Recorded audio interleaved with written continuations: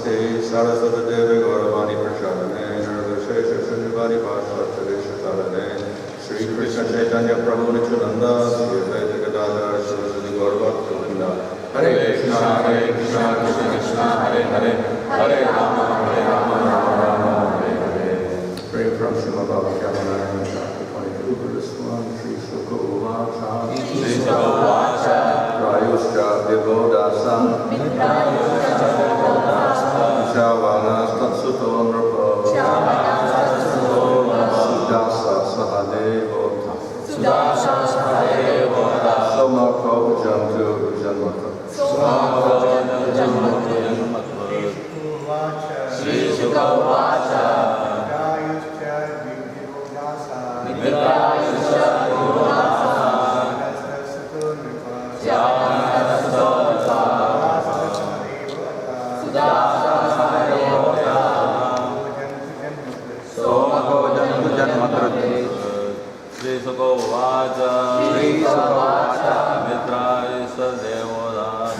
Mitraya Devodasa, Shavanas Tatsutorpa, Shavanas Tatsutorpa, Sudasa Sahadevota, Sudasa Sahadevota,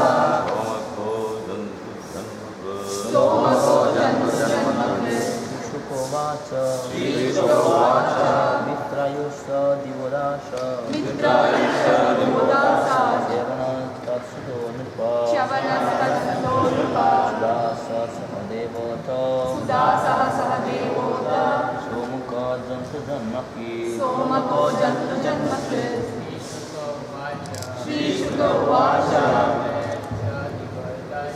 Mitrayusha Devodasa, Shavanas Tatsutorpa, Sudasa Sahadevota, Somako Jantu Janmaki.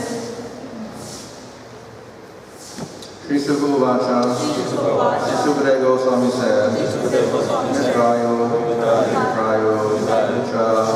and Devodasa was born from Devodasa, Shavana, Natsuta, son of Mitrayo, Sudasa, Sahadeva, thereafter, Somaka, Jantu Janmaka, Sukadeva Goswami said, O king, the son of Devodas was Mitrayo, and from Mitrayo came four sons named Chavana, Sudasa, Sahadeva, and Somaka. Somaka was the father of Jantu.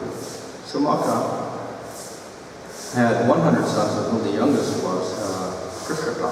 From Prishata was born King Drupada, who was opulent in all supremacy. From Maharaj Drupada, Draupadi was born. Maharaj Drupada also had many sons headed by Drishtadyumna. From Drishtadyumna came a son named Drishtaketu. All these personalities are known as descendants of Varmyasva, or as the dynasty of Panchala. Another son of Acharita was known as Riksha. From Riksha came a son named Samvarana. And Samvarana came through the womb of his wife Tapati, the daughter of the sun god king Kuru, the king of Kurukshetra.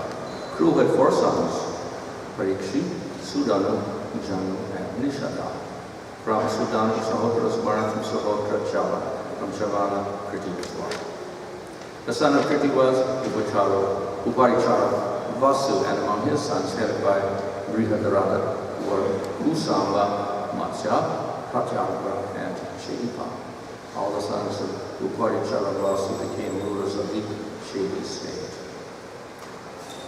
From Brihadarada, Usaga was born, from Usaga, Rishabha, and from Rishabha, Satyahita. The son of Satyahita was Pushpavan, and the son of Pushpavan was Shahu. Through the womb of another wife, Brihadarada begot 2 halves of a son. When the mother saw those 2 halves, she rejected them, but later a she-ling named Jara playfully joined them and said, come to life, come to life. Thus the son named Jara Sunda was born. From Jara Sunda came a son named Sahadev, Sahadev Somapi, and from Somapi Shutasrava. The son of Kuru called Parikshit had no sons, but the son of Kuru called Janu had a son named Surata. From Surata came a son named Viduratavra, from whom Sarvabhauma was born. From Sarvabhauma came Jayasena, from Jayasena Radhika, and from Radhika Ayutayu.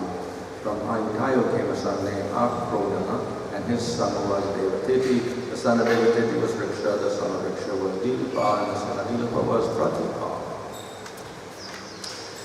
The sons of Pratipa were Devapi, Santanu, and Valika. Devapi left the kingdom of his father and went to the forest, and therefore Santanu became the king. Santanu, who in his previous birth was known as Mahavisha, had the ability to transform anyone from old age to youth simply by touching that person with his hands. Because the king was able to make everyone happy for sense gratification, primarily by the touch of his hand, his name was Santanu. Once, when there was no rainfall in the kingdom for 12 years, and the king consulted his learned Brahminical advisors, they said, "You are faulty for enjoying the property of your elder brother. For the elevation of your kingdom and home, you should return the kingdom to him. Therefore, one cannot enjoy sovereignty or perform an unclean or kultra yajna in the presence of one's elder brother, or else one becomes a usurper known as Paritaka." When the Brahmin said this, Maharaj Santanu went to the forest and requested his elder brother Devapi to take charge of the kingdom, for it is the duty of a king to make many subjects. Previously, however, Santanu's minister, Vaspavara, had instigated some Brahmanas to induce Devapi to transgress the injunctions of the Vedas and thus make himself unfit for the post of ruler. The Brahmanas deviated Devapi from the path of Vedic principles, and therefore, when asked by Santanu, he did not agree to accept the post of ruler. On the contrary, he blasphemed the Vedic principles and therefore became fallen. Under the circumstances, Santanu again became the king, and Indra, being pleased, showered rains. Devapi later took to the path of mystic yoga to control his mind and senses and went to the village named Kalapagram, where he is still living. After the dynasty of the moon god comes to an end in this age of Kali, Devapi, in the beginning of the next Satya Yuga, will reestablish the Soma dynasty in this world. From Balika, the brother of Santanu, came a son named Somadatta, who had 3 sons named Buri, Srava, and Shala. From Santanu, through the womb of his wife named Ganga, came Bhishma, the exalted, self-realized devotee and learned scholar. Bhishmadev was the foremost of all warriors. When he defeated Lord Parsuram in a fight, Lord Parsuram was very satisfied with him. That is similar to Santanu in the womb of Satyapati, a daughter of a fisherman, Chitrangada, who was born. Of course, Satyapati was actually the daughter of Upari Charavasu by the womb of a fisherwoman known as Matsyagarva. Later, Satyapati was raised by a fisherman. The fight between Parsuram and Bhishmadev concerns 3 daughters of Kasiraj, Ambika, Ambalika, and Amba, who were forcibly abducted by Bhishmadev, acting on the behalf of his brother Vichitravirya. Amba thought that Bhishmadev would marry her and became attached to him. But Bhishmadev refused to marry her, for he had taken the vow of brahmacharya. Amba therefore approached Bhishmadev's military spiritual master, Parasuram, who instructed Bhishma to marry her. Bhishmadev refused, and therefore Parasuram fought with him to force him to accept the marriage. But Parasuram was defeated, and he was pleased to live Bhishma. So here we have the more recent history of this dynasty leading up to the forerunners of the Mahabharata. We see the characters now begin to manifest to our present when Mahabharata's story takes place as battle of Kurukshetra, as we have Bhishmadev and Draupadi, etc. being manifested here, which is maybe the whole purpose of all of these list of dynasties. Right? So as I mentioned the other day, there is historical reference in the Puranas so that people will understand that the stories are not imaginary. So often, of course, in the modern day, people will take the Mahabharata, the Ramayana, and the Puranas as imaginary, and the characters, the stories are so fantastic that it's impossible that they could actually take place, and so they say everything's imaginary. But then we find more practical information here in the Puranas also, and in the Mahabharata and in other places. We find lists of the different kings and their predecessors and their predecessors and their predecessors. So we get whole material information from this. Based on this, historians, modern material historians, try to piece together the history of India using these records. Of course, the Puranas are there, Mahabharata, etc. And then there's a few other historical records as well. And in this way, maybe develop a timeline and a whole scenario of the different kings in the different periods of time. Unfortunately, this is quite limited because in the Vedic conception here in the Bhagavatam, we find that time is a little bit different. In other words, it is much more extensive than the historical period in the modern age.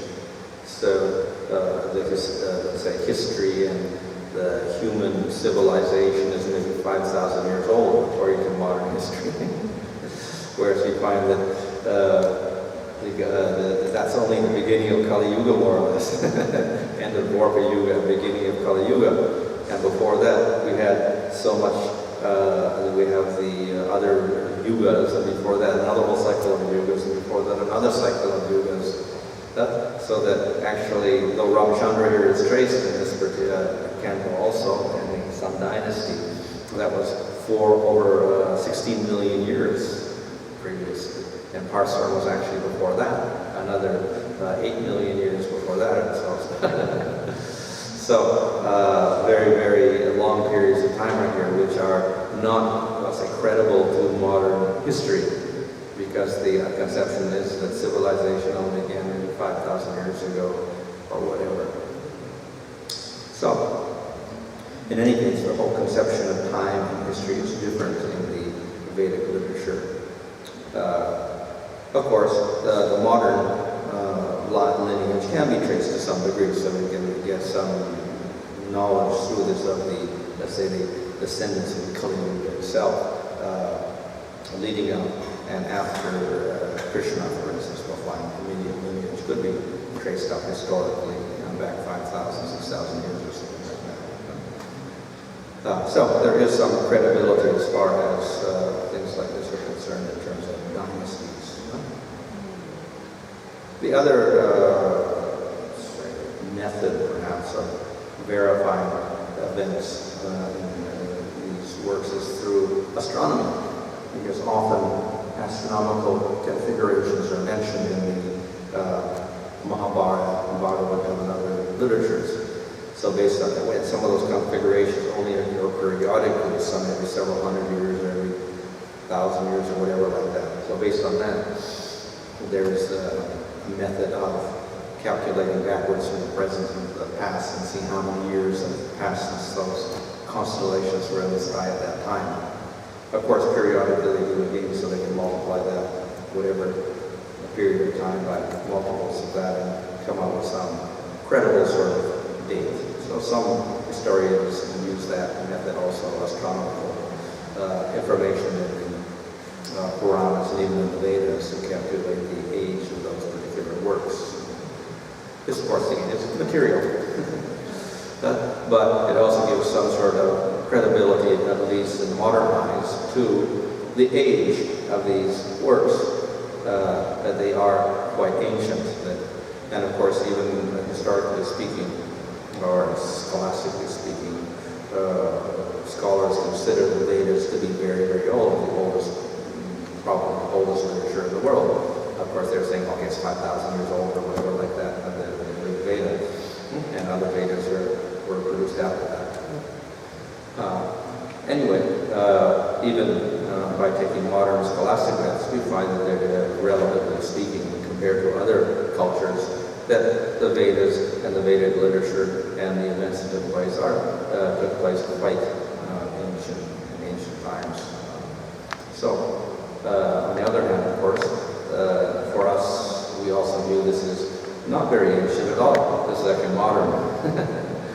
Krishna and afterwards is very modern history, and before that we have millions and millions and millions of years, going back through pilots of the Manvantara, and before that, 6 other Manvantaras. And this is only one day of Brahma. So, a very, very small period of time, 5,000 years. And the history is such that it more or less repeats itself again every day of Brahma. So we get similar characters appearing the next day of Brahma. And Krishna appears, and similarly, Vishnudev appears, and the other associates of the Lord appear. And they carry out similar types of events again. So not only the time is different, but even the events themselves are repetitive, which is also difficult to understand for modern scholars. So in this way, there's some difference between the Puranic versions of history and modern history. So in any case, the whole point of all of this is to lead up to the appearance of Krishna in the Yadu dynasty. So that will be later in the next chapter, actually, that takes place. That must glorify the personalities involved in predecessors of Krishna, and then gives Krishna himself some credibility by being born in a certain dynasty with ancestors, etc. So that way his ancestry can also be traced, materially speaking. On the other hand, we should understand that though there are material aspects to this, this is more or less an arrangement of Krishna because for the people of this world, but actually he is completely spiritual. So he has nothing to do with material lineages and material families, etc. So therefore, though we can speak of Krishna appearing within historical time and historical dynasties, etc., we should always understand that he's actually got a spiritual body, and his appearance is just an appearance. It's not a birth or anything like that. So he's not produced through a material dynasty or a material family. He simply gives mercy to that family in order to appear in this material world and perform his different pastimes. So in this way, he gives an opportunity to different personalities to, let's say, be engaged in devotional service. Krishna does this, of course, often, and we see the whole story of how Krishna was born. He was born, of course, the story is a little bit superficial, because his birth was based upon the fact that his mother and father previously prayed that they have the Lord as their son, like this. So, and then finally they became Vasudeva Devaki, and Krishna was born. So 3 times they got the Lord as their son, etc. And then we have Sutapa and Krishna Garba, etc. Like that. And then we have Nanda and Yasoda also. Then a similar type of story is told for them. What was their good fortune? So Sukadeva tells the story that previously also, that because of their devotion, and then they got the Lord as their son.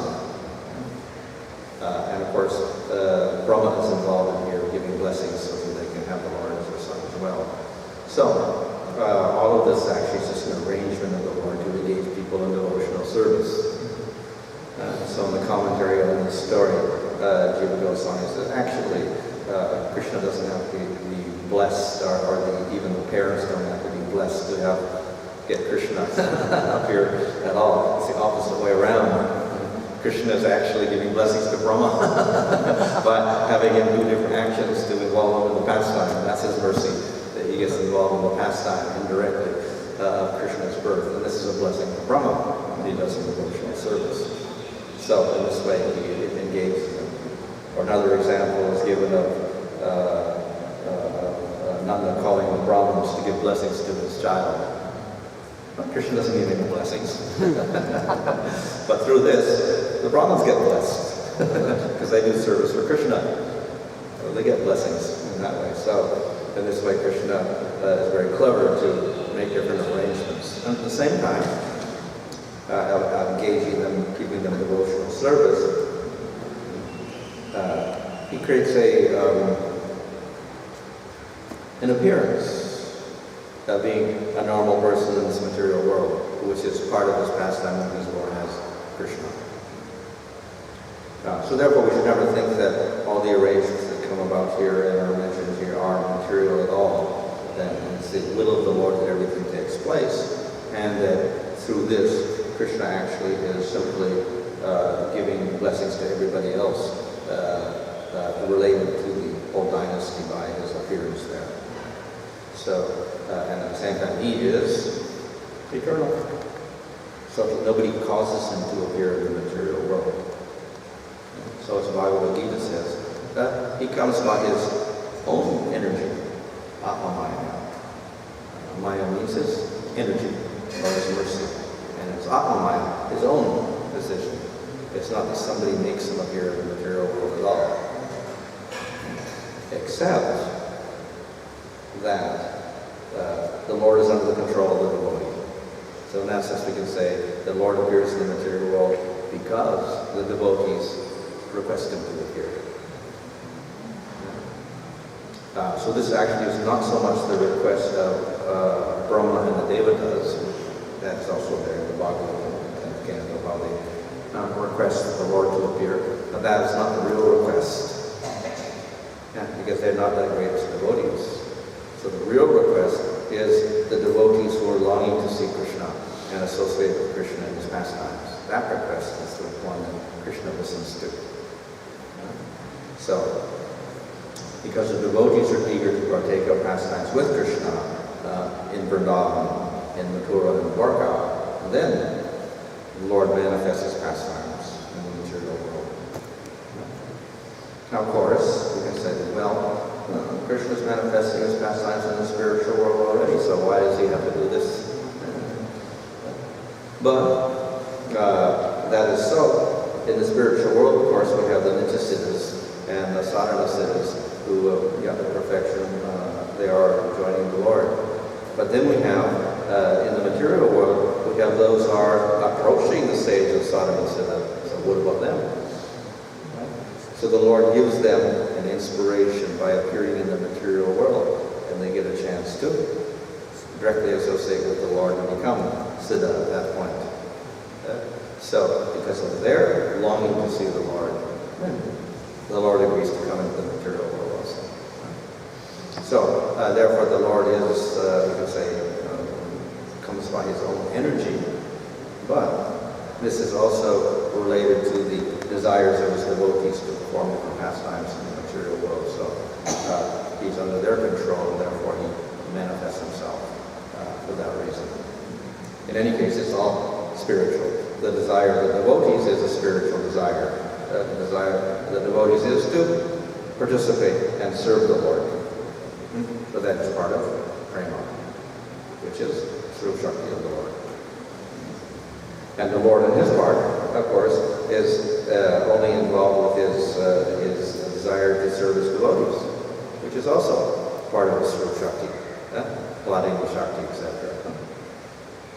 So, as I mentioned previously, the main Shakti of the Lord is the Hladini Shakti. Of course, all the Shaktis must be there.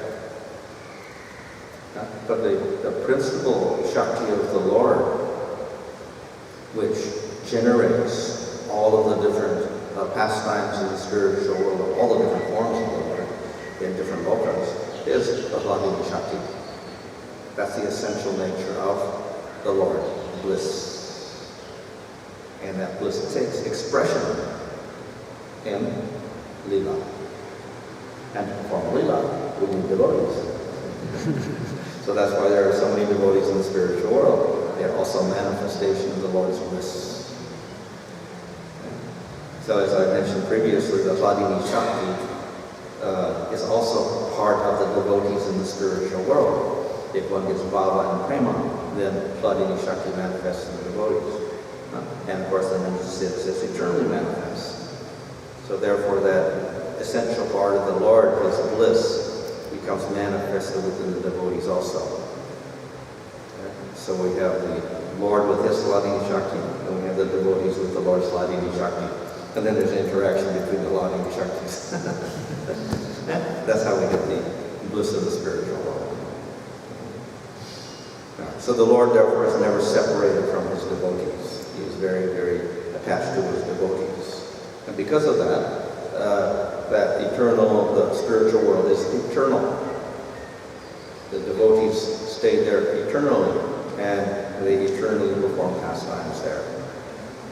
As an expression of that bliss. As the essential nature of the Lord is bliss, and that bliss continues eternally. And therefore, the devotees are there eternally serving him. So that's the whole spiritual world. It's a realm which is completely separate from the material world. But as an expression of that Ananda, then the Lord also appears within the material world. Why? Not because there are devotees here who are qualified for that Ananda also, and therefore he manifests Ananda here with those devotees. And then, indirectly or secondarily, through this manifestation in the material world, he inspires other jivas who are not at that level, but who can become qualified to take up the process of bhakti and also attain a similar state. So in other words, he gives an impetus for people in the material world to advance and practice bhakti and then attain that position of prema. So this again is an expression of the bliss of the Lord to engage the jivas in Ananda. So therefore, ultimately we can say that not only the pastimes of the Lord are an expression of his bliss in the material world, but the whole material realm, the creation of the material world, also with all the jivas in it, is also an expression of the bliss of the Lord. Because the Lord manifests here to give a chance to those jivas to attain bliss. So therefore, the material world is not completely separate from the spiritual world. There's a connection there because the Lord enters into it. And he inspires people like that. So the most inspiring form is Krishna. And that's why he is the central topic of the Bhagavatam. But in any form, when the Lord comes, it acts as an inspiration, and therefore we get a narration of all the different avatars that appear from the beginning of the day of Brahma, like Varaha and Vamana and Shambhala and Raha, etc. The whole series of avatars of the Lord. Whenever they appear, this also acts as a stimulus for bhakti for all the devotees in the material world. But then we come to Swayam Bhagavan Krishna. He is the primary form. And he's the highest expression of bliss. So this is a very special appearance. And therefore it is marked in the Bhagavatam. Everything in the Bhagavatam ultimately leads up to the manifestation of Krishna and his pastimes. And we'll see when his pastimes occur. Then essentially it is all about bliss. Krishna in his Damodar pastimes, an expression of bliss. Or Krishna lifting the Govardhan Hill, an expression of bliss. So all the different pastimes show the bliss in the relationship between Krishna and his devotees. And it is in different mixtures, so we have different rasas. So we have Vatsalya rasa, Sakya rasa, and we have Madhurya rasa all expressed there in the 10th canto, as well as Dasya rasa.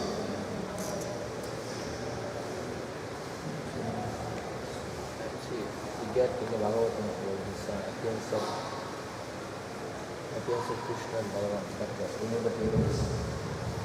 Subhadra Mahana also considered as a Yoga Maya, Subhadra Mahana. Do we have any record like history of Subhadra Mahana, who is her parents? Apparently with the Vasudeva part. Also in the Bhakti, as far as I know, Bhagavatam I think it mentions. No, that was Yoga Maya in the sense of Durga Devi. Yeah, that is Mahamaya. Yeah, that was Subhadra. Yeah. So it mentions later, I think in the 9th canto, later on it mentions that she was one of the children of, he was one of the children of Vasudeva and Devaki. But I think afterwards.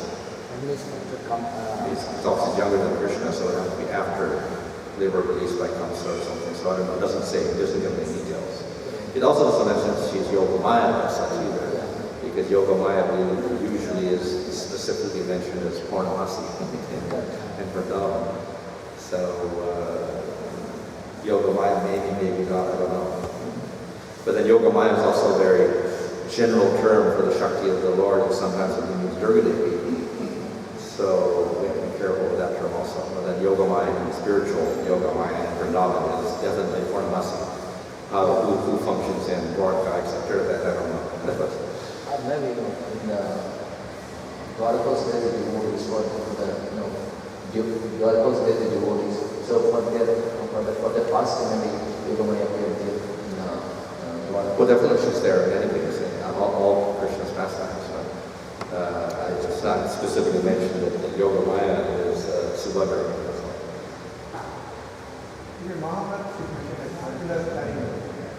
Yeah, it was also mentioned in the Bhagavatam as well. Arjuna marries her. Yeah. But her identity as a Shakti is not mentioned.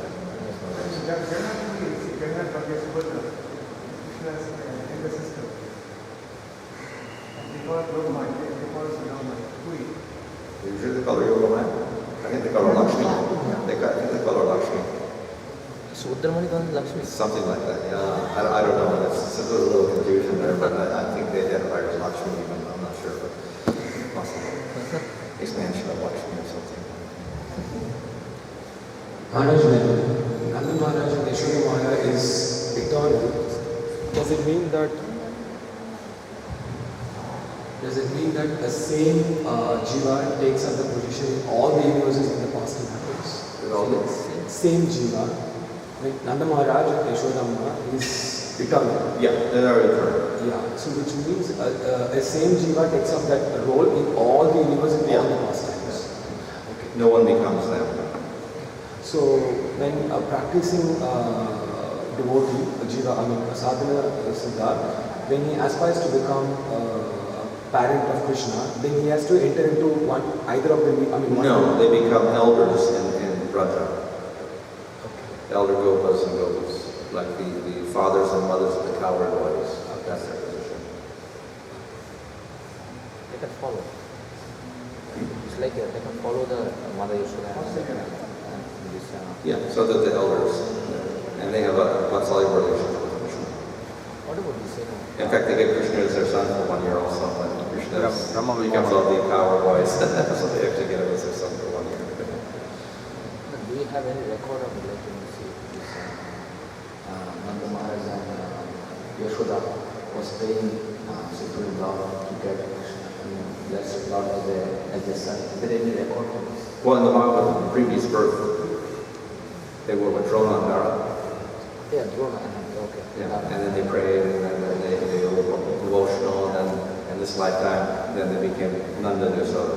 Because Parikshit asked the question, how they got such great fortune? Okay. And then he explains that story.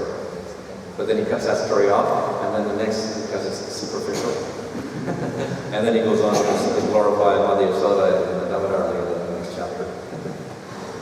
So what the need of Yashoda and Nanda to take the eternal? Yeah, so that's the whole reason. So he gives that the previously they got this good fortune. Previously they did devotion and they prayed for the Lord as their son, and then Brahma granted their wish. So that's the external story. But that's not the real story. That's an external story. And therefore, the real reason is that eternally they are the associates of the Supreme Lord. So then it's explained that Drona and Dara are simply their expansions. And that they merge back into them when Nanda and Yashoda appeared in this material and become Krishna's parents. Now they merge back into them again. So, in that way, the Nanda and Yashoda are glorified as having eternal positions with Krishna, not that they become through sadhana, mother and father. Maharaj, if that is the case, then is it not that the devotee's aspiration is not fulfilled?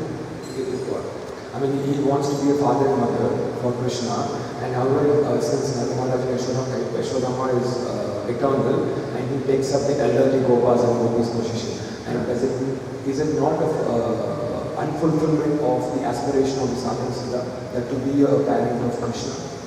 Well, as I said, they actually become for 1 year in the Brahma Mohan Buddha, where Krishna becomes their son actually. You feel strange and material world itself. You know, some of the things that I could have very customers. How do they make the Lord as their parent? This is a very qualified being at level. Well, they have the sentiment, not the, but therefore we have the Vasudeva and Devaki 3 times say one of the Lord is their son, like that. So the sentiment of some people is like that, so therefore the Lord fulfills that. But as I said, they're not usually not direct, it's indirect as elder cowards and coward women, etc. And they take Krishna as in a vassalian relationship. Is it the same case with all other Baba also? So for example, one is in Madhuri Baba and probably he wants to, he or she wants to be with Krishna. Does it mean that Krishna can be only with the principal gopis and not maybe with the other gopis? No, that doesn't exist there. This is very specific only to the Vasudeva. Or maybe, I think in Madhuri also there is some restriction that, that if you want to follow, if you want to love Krishna, but you have to follow the Mandiri. You cannot directly become like, I have to become Mandiri. You have to follow the Mandiri.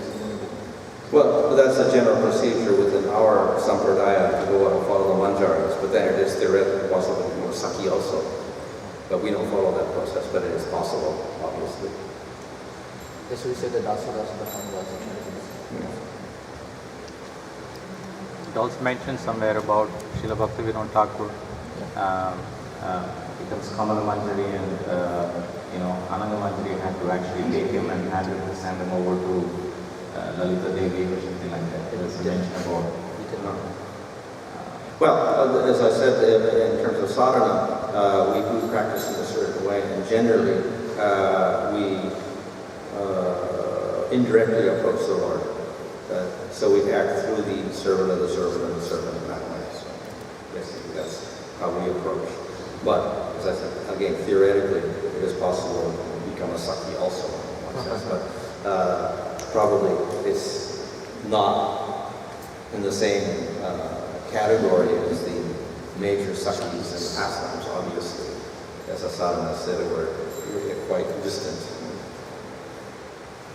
That's what please devotees in the material world. So many others get into difficulty to prove. Like Manjai, Nijai, or Krishna become demons in the material world. These demons created so many problems to many women, children, and bloodshed.